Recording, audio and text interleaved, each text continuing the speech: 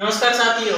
आज हम पढ़ने जा रहे हैं कृषि के बारे में, एग्रीकल्चर के बारे में। हम इसका विस्तार से वर्णन करेंगे और जानेंगे कि क्या है कृषि और क्या इसकी जरूरत है हमको और क्या इससे लाभ मिलता है एवं सरकार इसके लिए क्या सहयोग कर सकती है और इसका इतिहास क्या रहा है। हमारा जो पास्ट में कृषि का क्या इतिहास रहा है, इन कब से इसकी शुरुआत मानी जाती है, इसका हम विस्तार से वर्णन करेंगे। आइए देखते हैं क्या है एग्रीकल्चर। तो एक शब्द है, हिंदी में इसे बोलते हैं कृषि। कृषि और इंग्लिश में इसे लिखते हैं एग्रीकल्चर। AGRICULTURE, agriculture.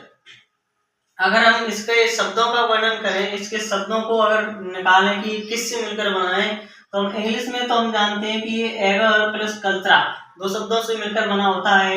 एक एगर होता है, एक होता है कल्चरा। कल्चरा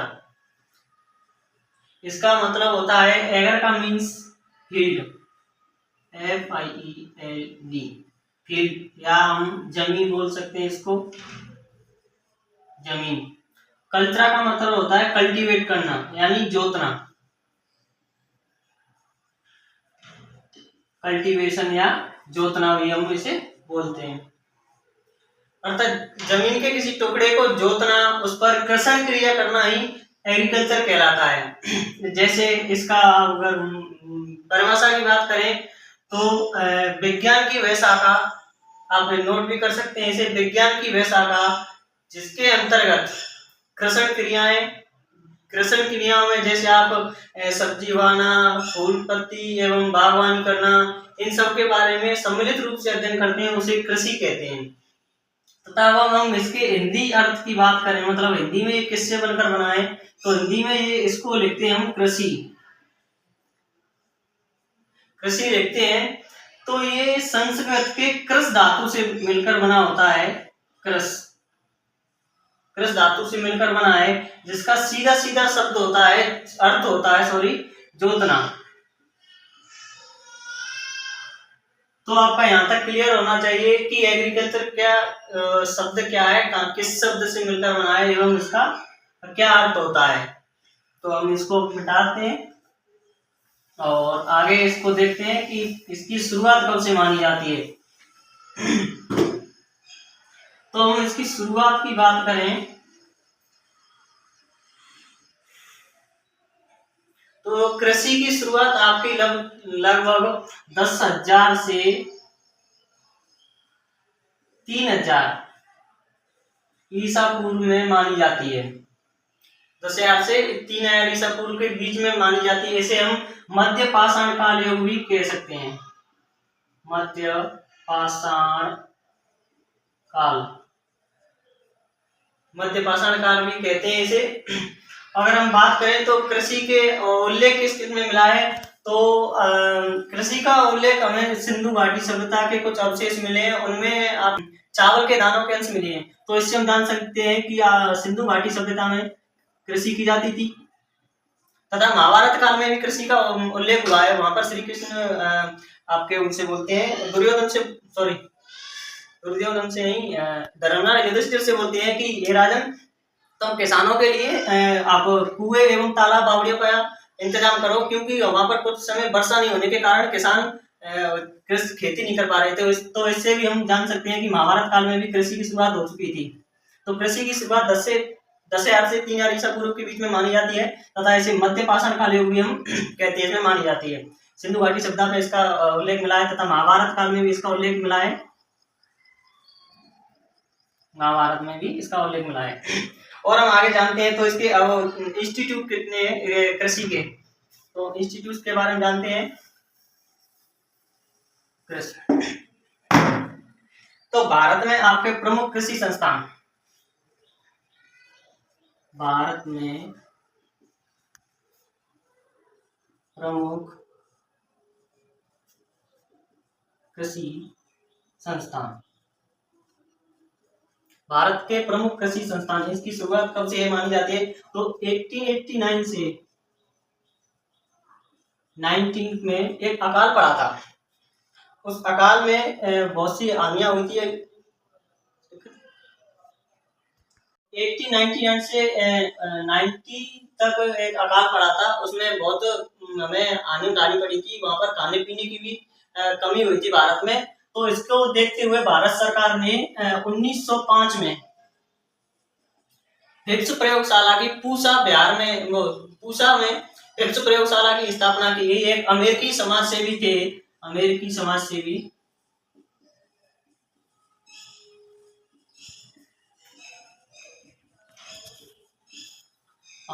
समाजसेवी उनका नाम था हेनरी हिप्स, नाम था कुछ करके।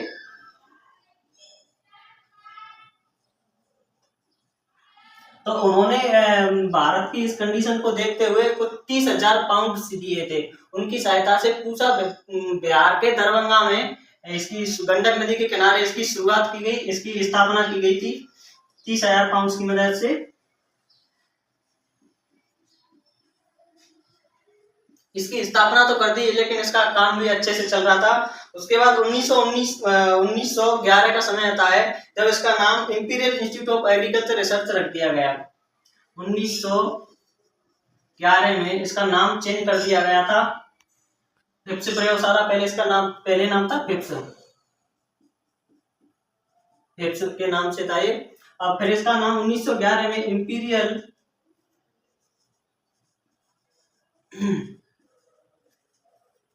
इंपीरियल इंस्टीट्यूट ऑफ एग्रीकल्चर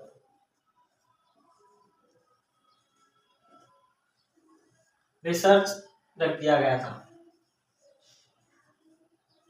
फिर इसके बाद 1919 में इसका नाम चेंज करके इंपीरियल एग्रीकल्चर इंस्टीट्यूट रख दिया गया था। इसके 3-4 बार नाम चेंज हुए थे, उनको हम पढ़ेंगे कि 1911 के बाद 1919 में imperial agriculture institute IARI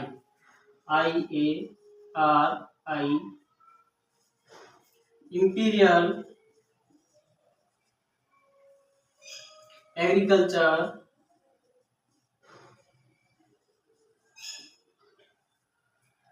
research institute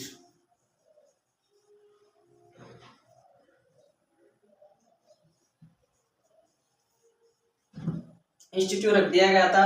तो 1934 में फिर इसका एक घटना घटित होती है 1934 में, क्योंकि ये गंडक नदी के किनारे स्थित ये प्रयोगशाला, तो वहां पे अचानक भारी बारिश हो जाती है, भूकंप आ जाता है। तो उसके कारण जो इसका भवन था वो क्षतिग्रस्त हो जाता है 1934 में।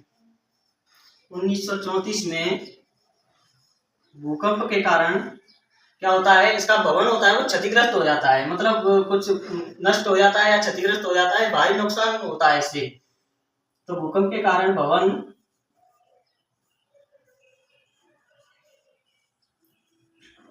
क्षतिग्रस्त हो जाता है। तो 1934 में भवन के क्षतिग्रस्त होने के बाद 1936 में फिर भारत सरकार ने एक बार सोचा कि इसकी शुरुआत यहाँ न करके हम बिहार में दिल्ली में इसकी स्थापना करते हैं। तो 1936 में 1936 में इसी का imperial agriculture research institute IARI की स्थापना नई दिल्ली में की गई। कहां पे की गई?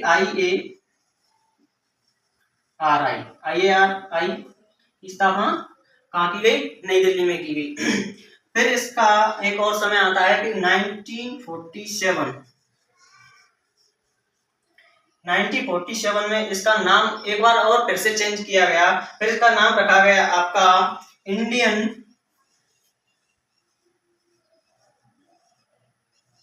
एग्रीकल्चर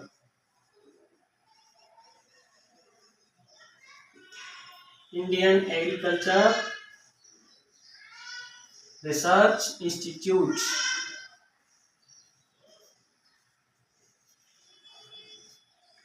ये नाम रख दिया गया। तो हम भारत की प्रमुख संस्थान या फिर जान सकते हैं कि इसकी शुरुआत कैसे हुई, मतलब जो स्थापना थी इसकी IARI की, जिसको हम वर्तमान IARI के नाम से जानते हैं, फिप्स प्रयोगशाला के नाम से इसकी शुरुआत हुई थी। और तो यहाँ तक आपका क्लियर होगा। और आगे चलते हैं और देखते हैं कुछ अब एक मिनट, आगे देखते हैं हम आईसीआर के बारे में पढ़ते हैं। आईसीआर का आपने तो नाम सुना तो होगा वैसे, आईसीएआर, आईसीएआर, आईसीआर इसकी फुल फॉर्म है भारतीय कृषि अनुसंधान संस्थान। भारतीय कृषि अनुसंधान संस्थान, आईसीएआर, इसका भारतीय कृषि अनुसंधान संस्थान के बारे में पढ़ते हैं। तो इसकी स्थापना आपकी हुई थी 16 अगस्त 1929 को। अब ये क्या है, इसका क्या कार्य है, आईसीआर का क्या कार्य है? तो ये भारत में जितनी भी आपके मतलब कृषि विश्वविद्यालय हैं, कृषि यूनिवर्सिटी वगैरह हैं और जितने भी रिसर्च इंस्टीट्यूट वगैरह हैं, वो सब इसी के अंडर में रहकर कार्य करते हैं। आईसीआर के अंडर में रहकर ही सब कार्य करते हैं। इसमें ऐसा आपका बागवानी, पशु विज्ञान एवं कृषि अनुसंधान से संबंधित जितने भी कार्य किए जाते हैं वो सभी आईसीआर के अंतर्गत आते हैं। आईसीआर इनको हैंड ओवर करता है एवं आईसीआर के साथ मिलकर ये काम करते हैं। तो इसके अध्यक्ष एवं महानिदेशक के बारे में जानते हैं। इसका प्रथम महानिदेशक कौन था? प्रथम महानिदेशक एवं वर्तमान महानिदेशक,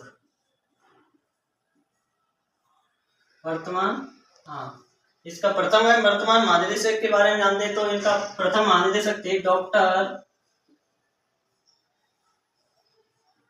बीपी पाल, बेंजामिन पीली पाल, इनका पूरा नाम था बेंजामिन पीली पाल, बीपी पाल के नाम से इनको जानते हैं। वर्तमान में हम जाने इसके अध्यक्ष, तो आपके इसके होंगे वर्तमान में अध्यक्ष डॉक्टर हिमांशु।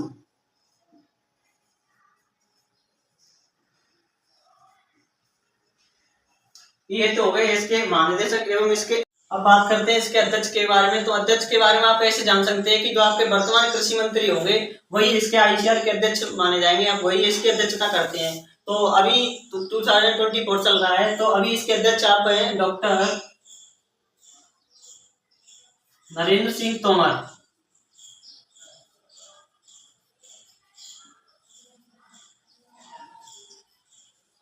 वर्तमान में इसके अध्यक्ष है नरेंद्र सिंह तोमर। तो ये हो गया आपका आईसीआर का थोड़ा सा इंट्रोडक्शन एवं आगे पढ़ते हैं।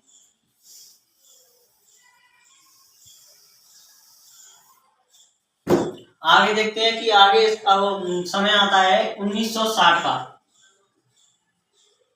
1960 में फिर से एक बार अकाल पड़ता है। इसमें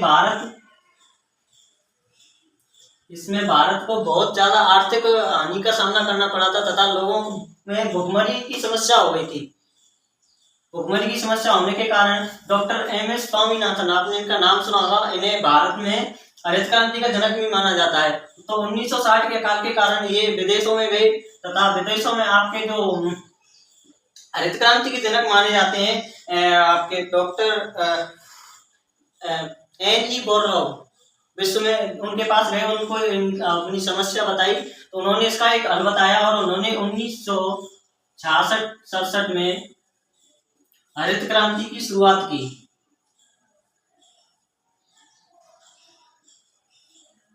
हरित क्रांति की इन्होंने शुरुआत की जिसमें इन्होंने गेहूं व चावल को उगाने में बहुत ज्यादा जोर दिया तथा गेहूं की बोनी किस्म का आविष्कार किया, जिससे आपको उत्पादन भी बहुत अच्छा मिला तथा इससे भारत की समृद्धता में वृद्धि आई और भारत विदेशों में भी गेहूं तथा चावल को सप्लाई करने लगा।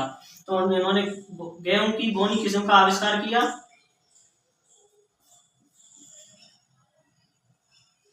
बोनी किस्म का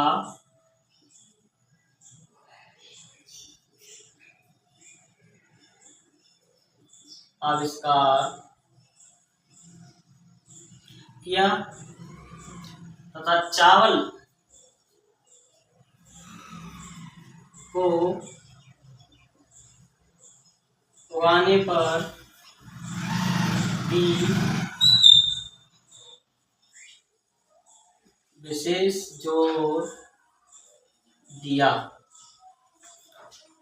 तो ये था आपका छोटा सा इंट्रोडक्शन। आगे हम इसके बारे में और विस्तार से कल से वर्णन करेंगे तथा इसकी जो आपकी लगभग 20 शाखा हैं उनके बारे में भी हम पढ़ेंगे कि क्या कौन कौन सी शाखा है और किस शाखा में कौन सी चीज का अध्ययन किया जाता है, किसके बारे में अध्ययन किया जाता है। धन्यवाद।